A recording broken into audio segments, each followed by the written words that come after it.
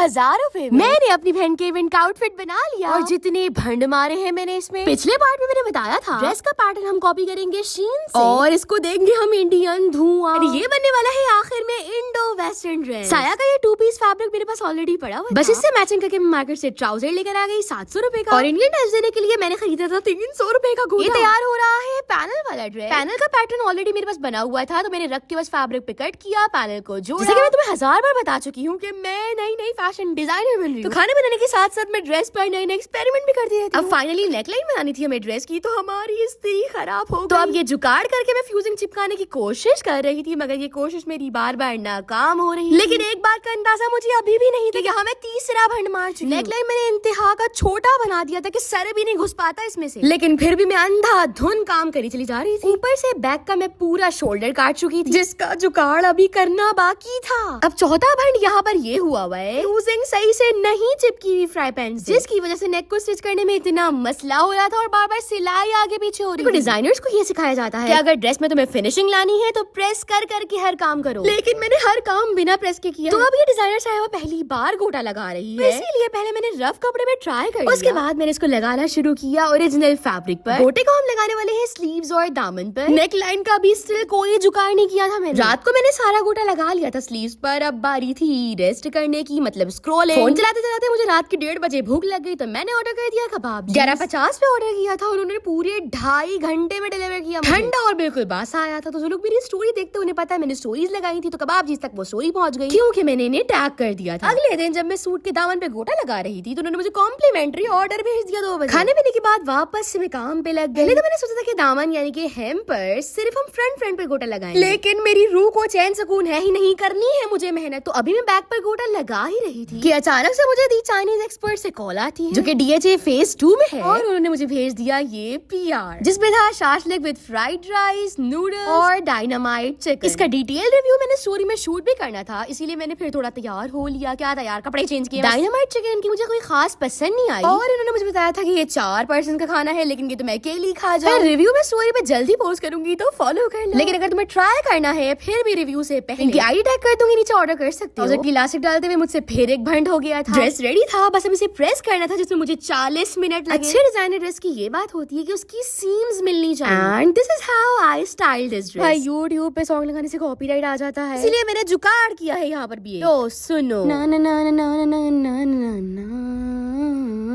इतना खूबसूरत ये ड्रेस लग रहा था, पूरी इंडियन हीरोइन वाइब्स आ रही थी मुझे और मेरी बहन के पहनने से पहले ये ड्रेस मैंने पहन लिया। तो अब चलो भागो बाय और लाइक कर दो।